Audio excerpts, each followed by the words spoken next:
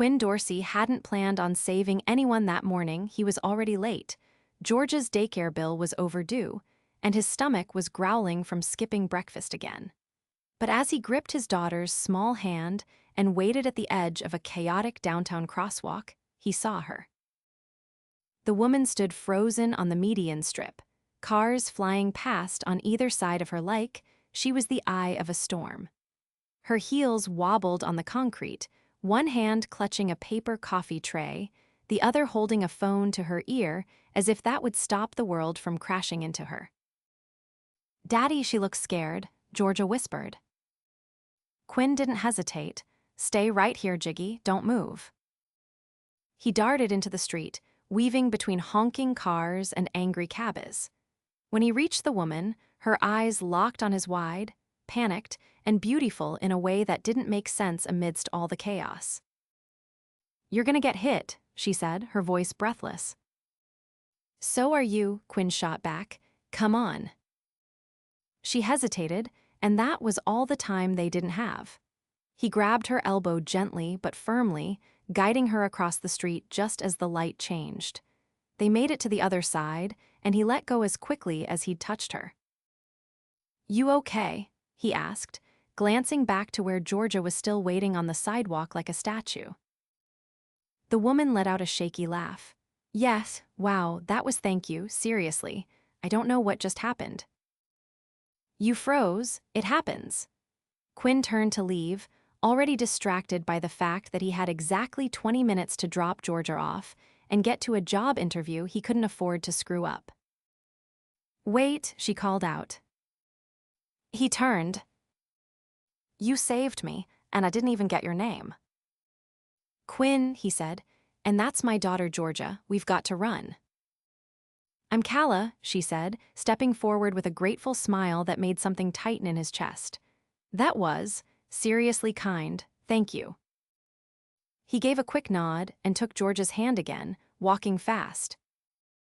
"Daddy," Georgia whispered once they were clear of the street, "is she a princess?" Quinn laughed under his breath. "No, baby, just a woman with bad luck and too high heels." But he didn't forget her. Not when he showed up at the hotel downtown, sweaty and underdressed for the concierge assistant interview. Not when he got the call later that day that the position had been filled, but they were hiring temporary valet drivers if he was interested. Not when he picked Georgia up and made her spaghetti with no sauce because that's all they had. And not even the next morning, when he jogged across town pushing Georgia's stroller just to make it to the valet shift on time. Because even in the blur of his busy, broke life, Calla's face kept flashing through his mind. He didn't expect to see her again. Which is exactly why, 2 weeks later, when a black SUV pulled up to the hotel curb and the back door opened, Quinn's jaw nearly dropped. She stepped out in a navy blue pencil skirt and sunglasses, her hair glinting under the sun. "Calla." She handed him the keys without looking directly at him. "Just a quick meeting," she said to her driver, then paused, her eyes narrowed. "Wait, you're the guy." "From the street," Quinn finished for her. She smiled again, slower this time. "What are the odds?" she asked, tilting her head. "Pretty wild," he replied, trying to ignore the fact that his shirt was wrinkled and his shoes had holes in them. "You work here?" "No," she said, then hesitated. "I'm in and out of meetings a lot. My family owns some properties around here." Quinn nodded. Of course she did. She had that kind of look, clean, expensive, like she belonged in a world where people didn't choose between rent and groceries. "Well," she said, slipping her sunglasses on again, "it's good to see you, Quinn." "You too, Calla." She turned and walked inside, and he stared after her for a second too long. That wasn't the last time she came by. Twice a week, like clockwork, her car would pull up. Sometimes she was on a call, sometimes she was rushing, but whenever she had time, she'd stop and talk to him. It started small, a joke about the weather, a compliment about his daughter, who sometimes sat near the valet desk with crayons and a coloring book. Then it was longer chats. "You always this calm?" she asked one Thursday afternoon. Quinn shrugged. "No choice. When life's a mess, calm's all you've got." She looked at him like she'd never heard someone say something so real. Then one day, she brought Georgia a small pink bear with a bow tie. "Just a thank you," she said, "for saving me and for letting me talk your ear off." Georgia lit up. "Thank you, Miss Lady." "She's gonna name it Waffle," Quinn said, watching his daughter squeeze the bear. Calla laughed. "Waffle, I like it." The next week, she brought them lunch. The week after that, she asked Quinn what his dream job was. "I don't dream much anymore," he replied, honest. "You should," she said quietly. And then one rainy Friday, she showed up without her driver. Quinn opened her door, holding an umbrella, and she stepped out looking shaken. "Are you okay?" he asked. She looked up at him, rain falling all around them. "I just quit," she said. He blinked. "Quit what?" "The company, my family's company. I'm done. I want to do something that means something." He didn't know what to say. So she smiled and added, "I was hoping you'd grab coffee with me today." "In the middle of your crisis?" he asked. "Exactly in the middle of it." He glanced at Georgia, who was sitting beside a coworker who doubled as her occasional babysitter. "Give me 5 minutes," he said. That coffee turned into 2 hours. She asked about his past. He told her about Georgia's mom, who left when their daughter was still in diapers. He told her about losing his job during a round of layoffs and about how being broke made him feel invisible. She didn't judge, didn't pity him. She listened. And when she talked about her own life, about pressure, about never feeling like she earned anything on her own, he listened too. By the time the coffee was cold, something had shifted. Something real. Quinn walked her to her car and hesitated. "You didn't save me just that day," Calla said, looking up at him. "You've been saving me ever since."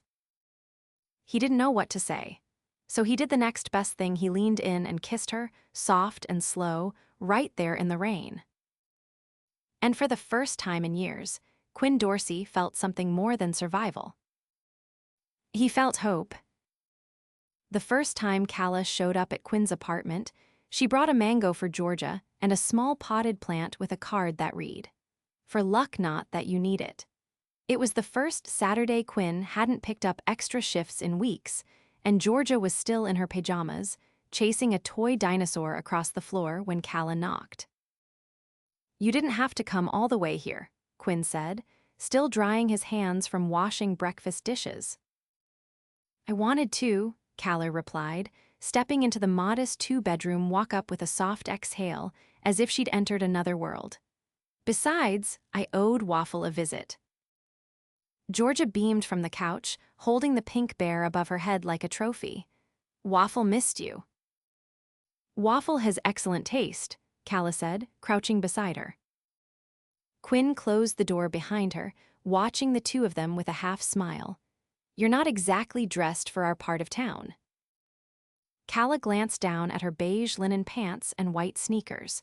"These are my rebellion clothes. Figured I'd blend in better without heels." He raised an eyebrow. "You're blending in about as well as a chandelier in a garage." She grinned. "Good, then you won't forget I was here." They made coffee in mismatched mugs, and Calla sat on the kitchen stool while Georgia drew a castle with crayons. The apartment was small, but it was clean and sunlit, and Calla seemed more at ease than he'd ever seen her in the suits and structured settings she normally inhabited. "You always this quiet at home?" she asked, stirring sugar into her cup. "I talk when I have something worth saying," Quinn said, "and I'm still trying to figure out what this is." Calla tilted her head. "This. You coming here buying Georgia fruit. bringing plants.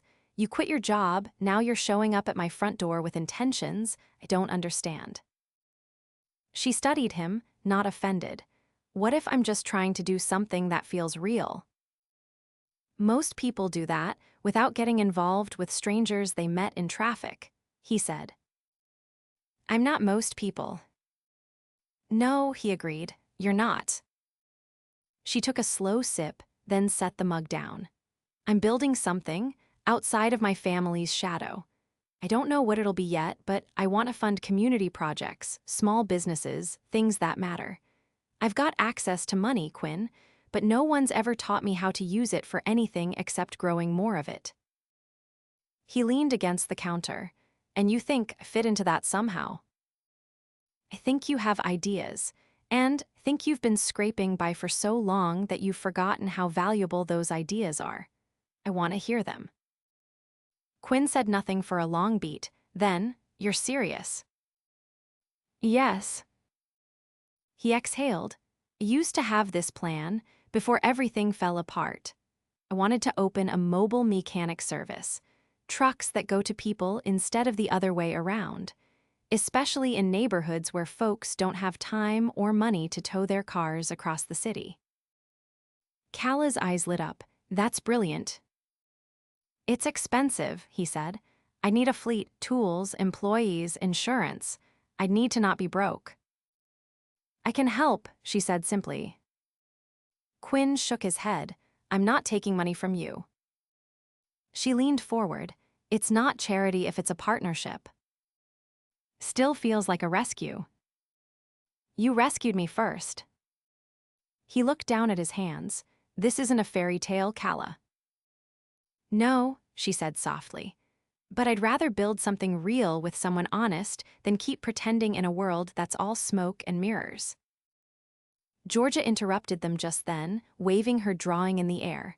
Look, I made our house a castle. Quinn took it and smiled. That's the nicest thing anyone's ever said about this place. Calla peered at the crayon lines, the crooked towers and bright pink flags. She made me a princess. You did arrive with a fruit offering, Quinn said. That's pretty royal behavior. Then it's settled, Calla said, standing. You're the knight, Georgia's the queen, and I'll be the odd princess who doesn't need saving but keeps showing up anyway. He walked her down to the street later, Georgia waving from the window. Before she got into the black car waiting for her, Calla turned to him. I'm not trying to change your life overnight. What are you trying to do? She stepped closer. I want to see what happens when someone like me stops running from everything and starts choosing something better. He searched her face, trying to find the catch. And I'm the better. You're the beginning, she said. That night, he sat on the edge of Georgia's bed, watching her sleep with waffle tucked under one arm. The city buzzed outside the window, but inside their little apartment, it was quiet. And for the first time in years, Quinn didn't feel like the world was closing in. He felt like something was opening. The next morning, Calla sent him an address. Wear something comfortable, she said when he called. I've got 2 options, he replied. Both include sneakers and faded denim. Perfect, she laughed. When he arrived at the location, he blinked. It was an empty garage space on the edge of the East District. Wide doors, high ceilings, rusted tools scattered across the workbenches, a for rent sign leaning against the wall. She stood inside it, arms folded, looking around like she already saw what it could be. What is this? Quinn asked. Yours, she said, if you want it. He stepped inside slowly, the scent of old oil clinging to the air. I don't have the money to lease this, he said. I already did. It's under my name for now. But if you're serious, we can work out the rest. He stared at her stunned. You're insane. Maybe, or maybe, I'm just tired of watching people with all the resources do nothing useful. He turned in a slow circle, taking it all in. It's a dump. It's a start. He looked back at her, something shifting behind his eyes. "You really believe I can do this?" he asked. "I'm not betting on the plan," Calla said. "I'm betting on you." He didn't say anything for a long time. Then finally, "Let's make it ours." Calla smiled. That's all I needed to hear.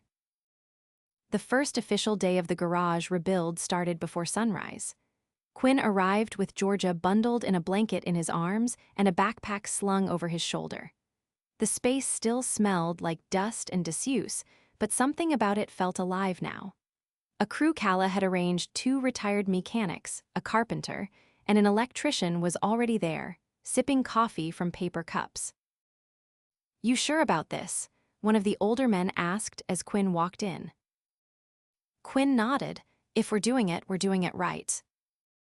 Calla arrived an hour later, hair tied back, wearing jeans and a soft blue sweatshirt that had a grease stain on the hem before noon. She caught Quinn's surprised expression when she picked up a broom. "What?" she said. "You think I've never swept a floor?" He raised an eyebrow. "No, I think you've never swept one without a housekeeper watching." "Well," she replied, brushing dust into a pile, "consider this character development." By the end of the day, the cracked windows had been replaced, the workbenches reorganized, and the back office cleared out. Quinn had found an old ledger buried beneath a stack of rusted toolboxes. He traced the faded names inside with his fingers. "This place had history," he said quietly. Calla glanced over. "Then let's give it a future." As the days passed, something new began to take root between them, not just attraction, but a rhythm.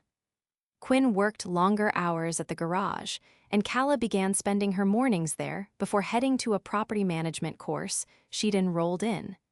She wanted to learn not just how to fund things, but how to run them. One Thursday, she walked in carrying a binder full of notes and a bruised banana for Georgia. "I sat through 3 hours of zoning laws," she said, collapsing into the desk chair. "I deserve a medal." "You deserve coffee," Quinn replied, handing her a thermos. "It's not great, but it's hot." She took a sip and winced. "That's generous." Georgia, seated on a stack of old tires with a coloring book, looked up. "Miss Calla, do you know how to change a tire?" Calla glanced at Quinn, then leaned down.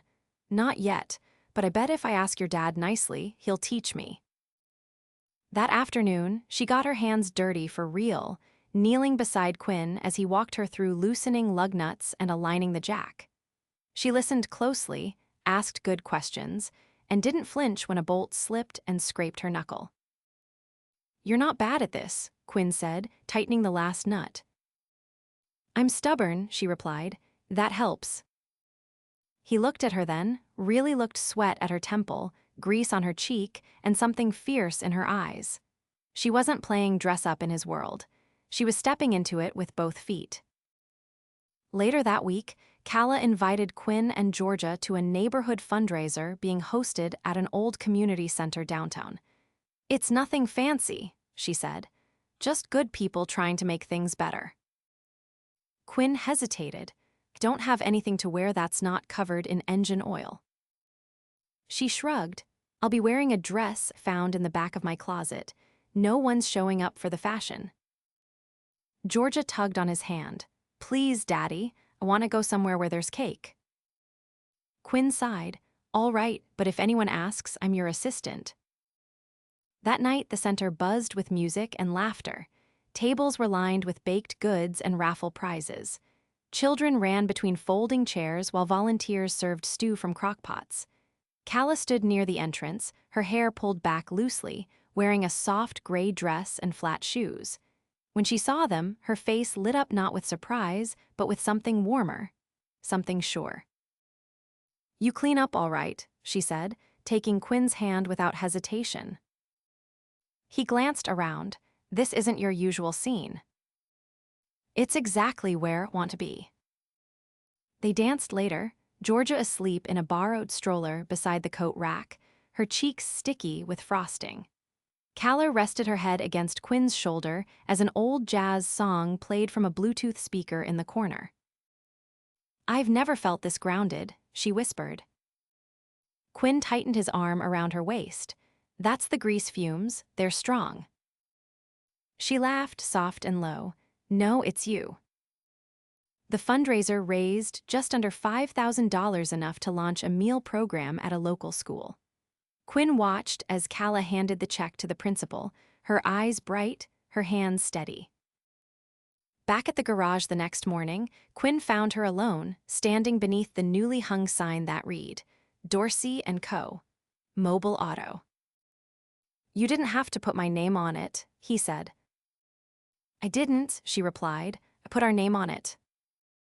He stepped closer. "What if this goes sideways?" "Then we rebuild again." He reached for her hand. "You're really not scared?"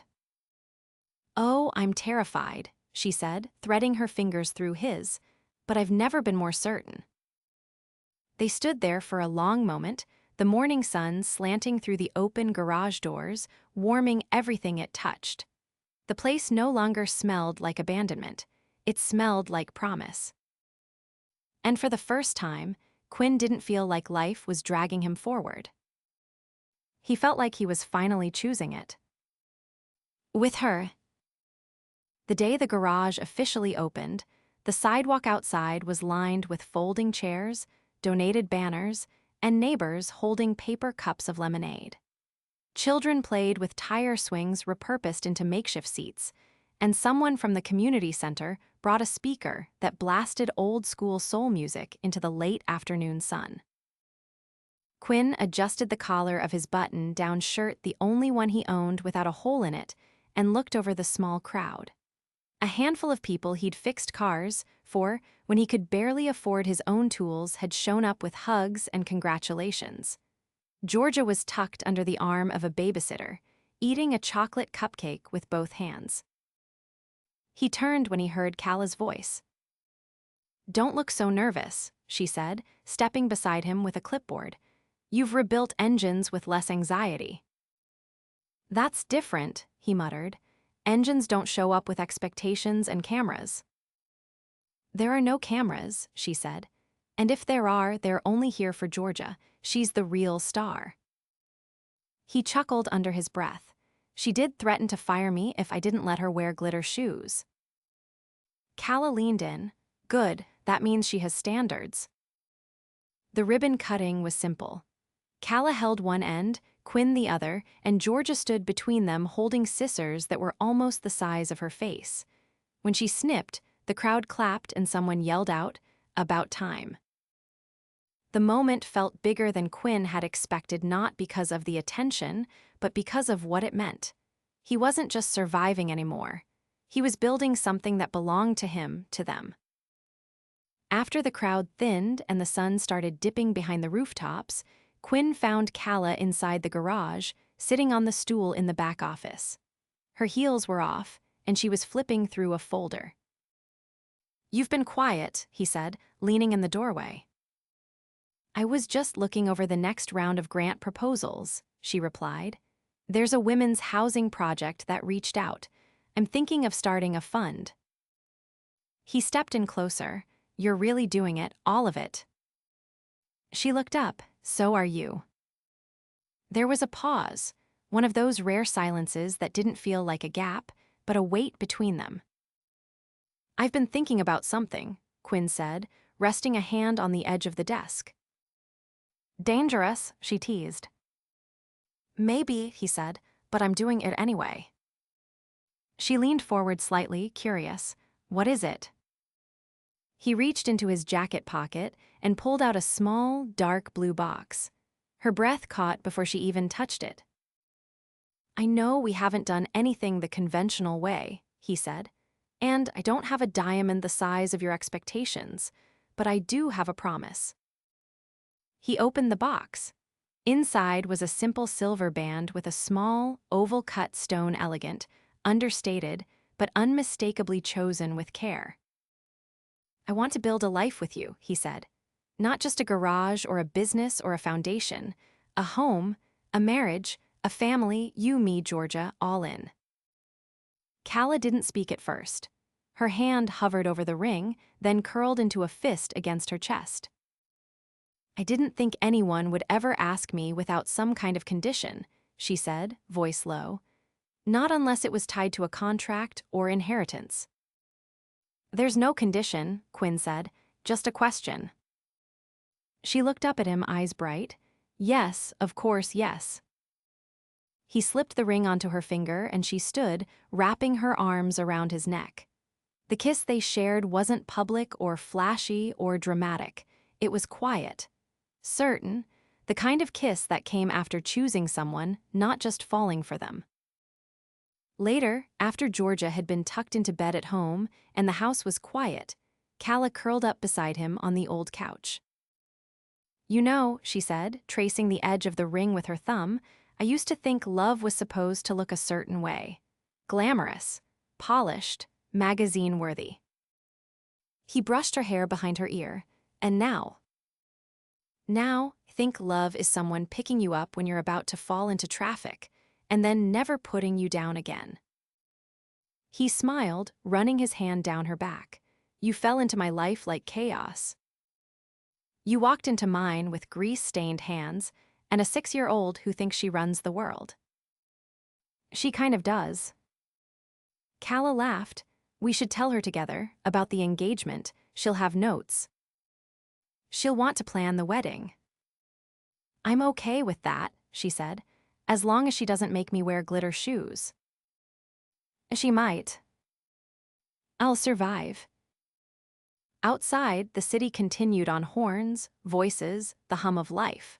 But inside, in their small living room filled with second-hand furniture and first-time joy, everything had changed. They didn't need chandeliers or champagne or castles. They had something far better.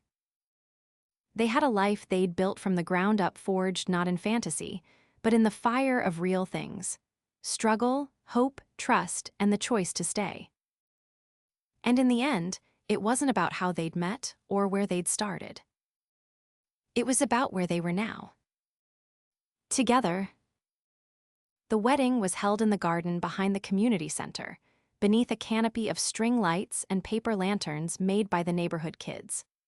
Folding chairs lined the grass, filled with faces that had become family neighbors, volunteers, mechanics, the carpenter who rebuilt the garage roof, and the woman who sold tamales every Thursday out of a cooler and had insisted on catering the reception for free. Calla adjusted the hem of her ivory-wrapped dress and peeked through the center's back window, watching as Georgia twirled in a gold dress that shimmered like sunlight. She wore a flower crown and carried a small clipboard with handwritten notes. She'd taken her role as ceremony boss very seriously. She's got everyone in line, Calla said, stepping back as her Aunt Lion pinned a sprig of eucalyptus into her hair. She gets that from you, Lion replied, smiling at her through the mirror. You used to organize your toy shelf alphabetically. I used to think life needed categories and charts, Calla said, smoothing her hands down her skirt. Now, I think it just needs the right people beside you. Lion paused, her voice softer. Your father called me this morning. He saw the announcement in the paper. I figured he would. He didn't sound angry, just quiet. He said your mother cried. Calla nodded once. They'll be all right. They always land on their feet. And you. I've already landed, she said. Outside, the music began something warm and slow, played on a borrowed keyboard. George's voice rang out in a stage whisper that carried across the lawn. Everyone stand up now. Quinn waited at the altar, wearing a tailored navy suit that Calla had chosen for him one afternoon in a boutique he'd refused to enter until she bribed him with gelato. His hands were steady, his expression unreadable except for the way his eyes softened when she stepped onto the grass. She walked toward him barefoot, the trimmed lawn cool beneath her feet, her bouquet wrapped in a strip of fabric from the first shirt Quinn had worn when she met him. Georgia had cut it herself with safety scissors and declared it something blue-ish. When Calla reached him, she didn't wait for the officiant to speak. "You were the last thing I expected," she said quietly, voice low but sure. "You walked into my world without knowing the rules and made me want to rewrite all of them." Quinn took her hand. "I didn't think someone like you would ever look twice at someone like me, but you didn't just look, you stayed. You saw the wreckage and still believed in the rebuild." They exchanged vows they'd written together, promises rooted in the ordinary, patience on tired days, laughter during grocery runs, and choosing each other even when things got messy. No grand declarations, no rehearsed poetry, just truth. When the officiant declared them husband and wife, Georgia let out a triumphant, "Yes!" That made the entire crowd laugh. Quinn kissed Calla with both hands on her waist, anchoring her to him like he never planned to let go.